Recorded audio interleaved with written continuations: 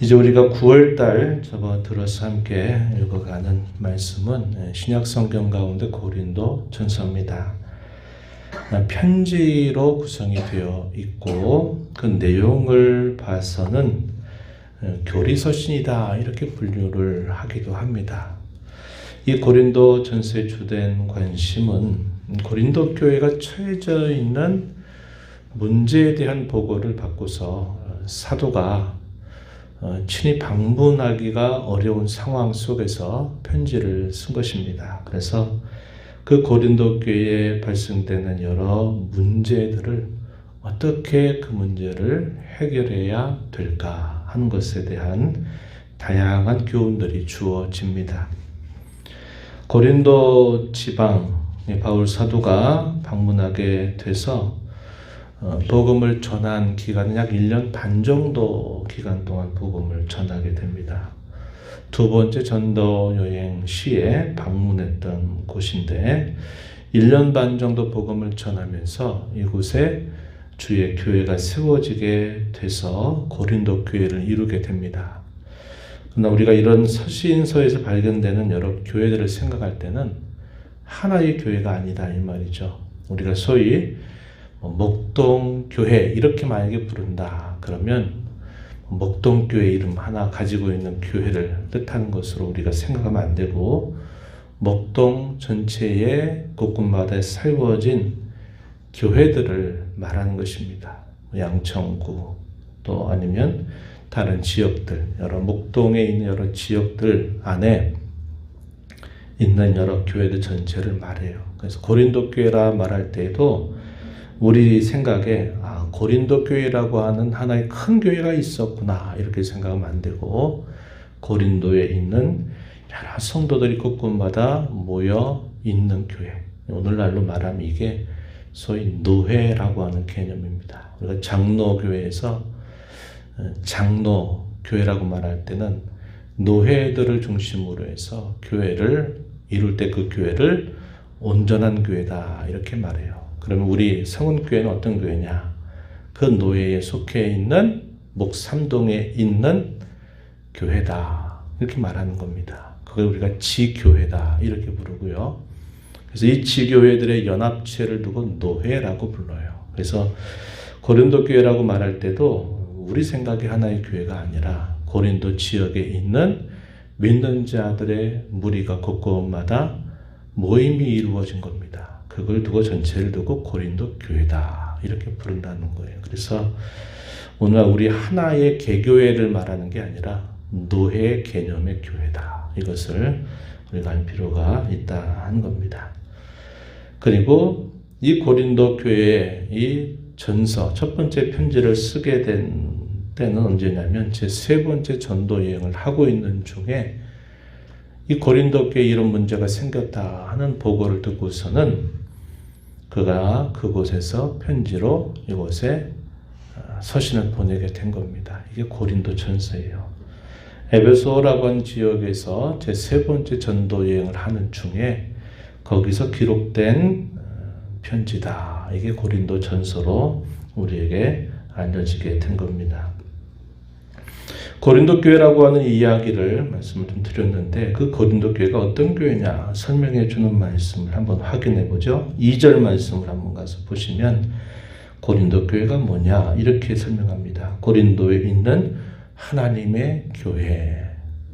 고린도 교회라 이름 지어진 게 아니라 고린도 지방에 있는 교회들 전체를 표현한다. 그래서 이게 노예 개념이다 이렇게 말씀드리고 그럼 그 교회는 뭐냐 곧 그리스도 예수 안에서 거룩하여지고 성도라 부르심을 받은 자들 또 각처에서 우리의 주 곧 그들과 우리의 주 되신 예수 그리스도의 이름을 부르는 모든 자들 이것을 고린도에 있는 하나님의 교회 곧 고린도 교회다 이렇게 말합니다.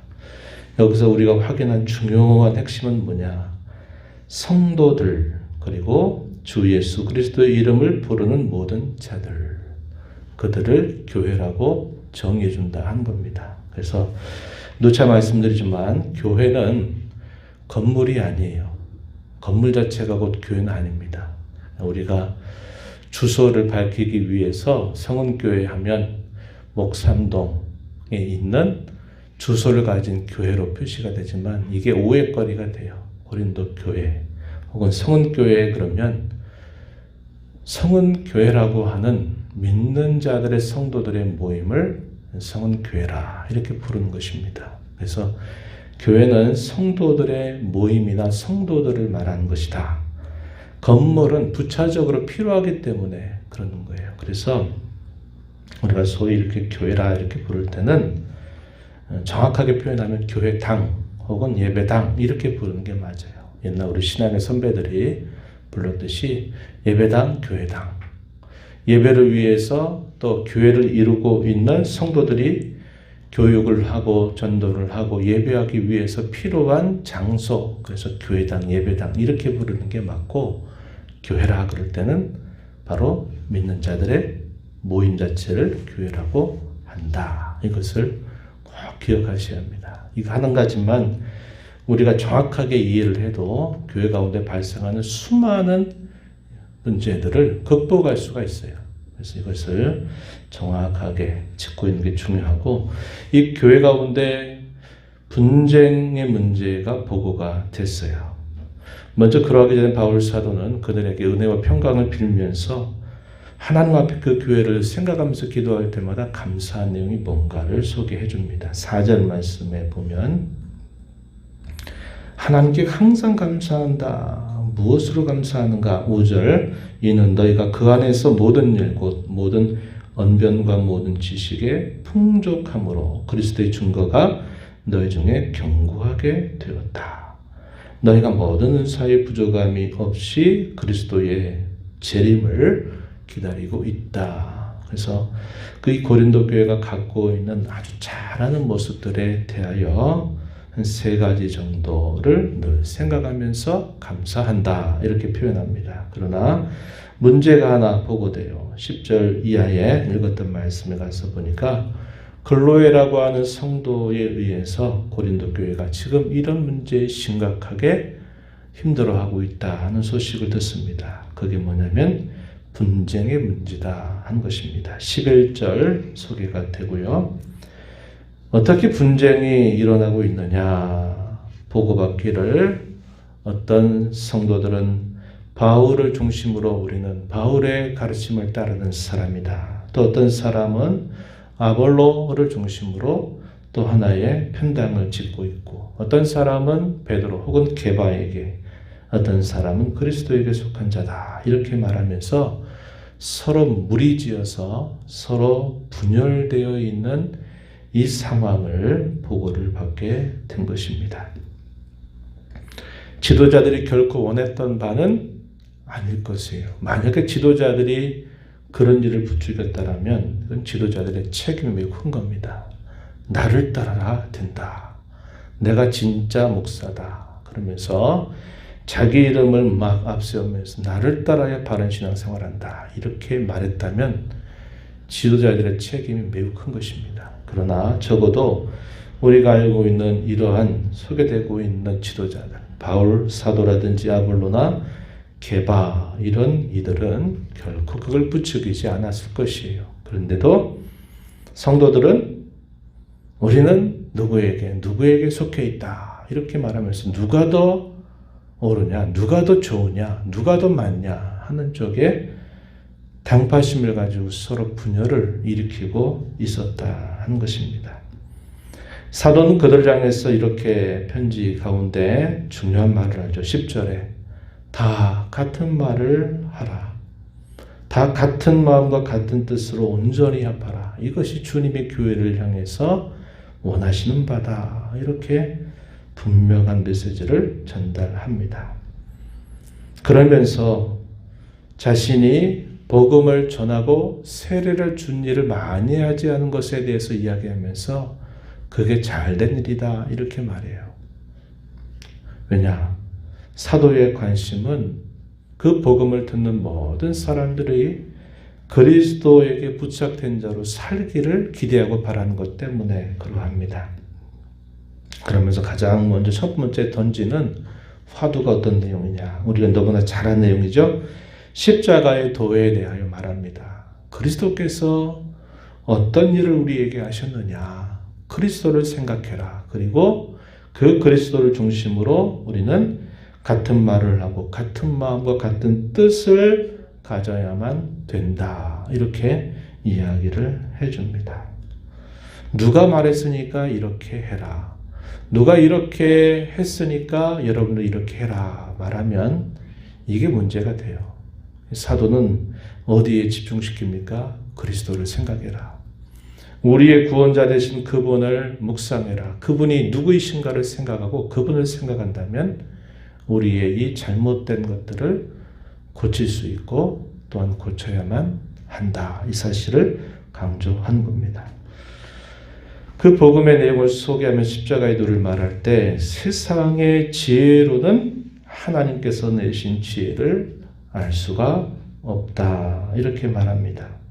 이 세상의 지혜로는 하나님을 제대로 알 수 없다. 이렇게 말하면서 하나님께서는 전도라고 말하는 사람들이 보기에는 미련한 것처럼 보이는 그런 방법을 통해서 하나님은 믿는 자들을 구원하기를 기뻐하셨다. 이렇게 말합니다. 그러나 이 하나님의 지혜는 세상 사람들이 말하는 지혜에 비추어 볼 때는 미련하게 보이기도 하고 대단히 수치스럽게 보이기도 한다. 예를 들면 헬라인들, 지혜를 말하는 헬라인들이 봤을 때는 참 어리석고 미련해 보인다. 또 유대인들이 봤을 때는 수치스럽고 부끄러워 보인다. 왜냐?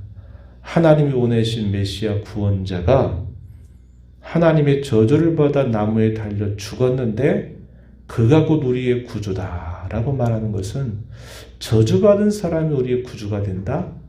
이건 부끄러운 일이다. 이렇게 유대인들은 여길 것이다. 그래서 헬라인들이나 유대인들이 그리스도의 십자가를 대하는 방법이 이런 이유들 때문에 이건 안 된다. 이건 믿기 어려운 일이다. 못 믿는다. 라고 말한다는 거예요. 그러나 하나님의 지혜는 바로 여기에 있고 이 하나님의 지혜는 능력을 동반한다. 어떤 능력? 죄로부터 구원하는 능력을 동반한다. 이렇게 표현을 하고 있습니다. 18절 말씀 한번 보세요.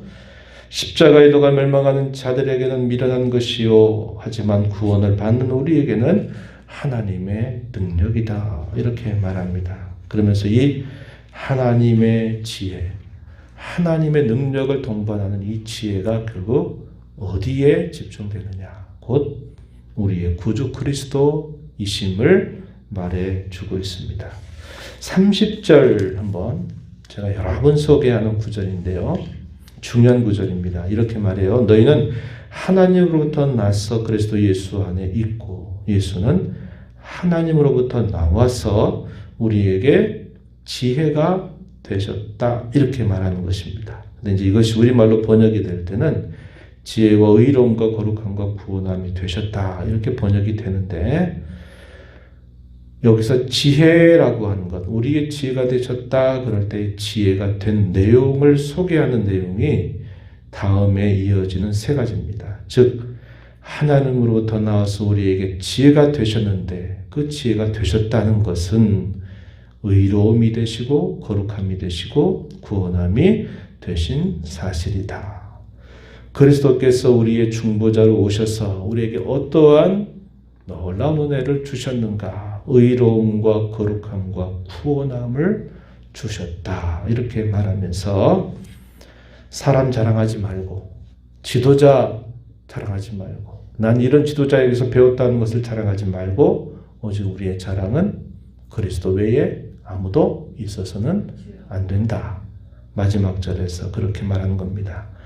자랑하는 자는 주 안에서 자랑하라. 이거 다시 말하면 주님을 자랑하라는 말입니다. 주님을 자랑해라. 우리의 자랑은 오직 그리스도뿐이다. 오직 그리스도를 존귀하게 해야만 된다. 이것을 가르쳐 주고 있는 것입니다. 우리 이 말씀을 보면서 오늘날 교회 가운데 발생한 여러 분당의 문제들을 풀어갈 때에도 마찬가지입니다. 누가 뭘 어떻게 했느냐, 누가 뭐라고 말했느냐가 중요한 게 아니라 우리의 구주이신 그리스도께서 저와 여러분을 위해서 행하신 그 일을 바라보고 한 마음 한 뜻을 이루어가는 것이 참으로 중요하다. 교회가 힘있게 무엇인가를 감당하고 앞을 향해 전진해 가려고 하면 성도들의 많고 적음을 떠나서 온 성도들이 오직 같은 생각, 같은 말, 같은 뜻을 모으는 것이 중요한 일이다 하는 것을 우리가 배우게 됩니다. 오늘도 우리의 자랑이 되시는 그리스도를 더 존귀하게 하고 높이기 위해서 더 우리 자신이 겸손한 자로 살아가게 되기를 바랍니다. 나는 망하여야, 나는 쇠하여야 되겠지만 그리스도는 흥하여야 하리라, 이렇게 말했던 이 세례자 요한의 그런 신앙의 자세처럼 또 이 하루 이 한 달을 그렇게 살아가는 저와 여러분이 되기를 진심으로 바랍니다. 하나님 아버지 감사합니다.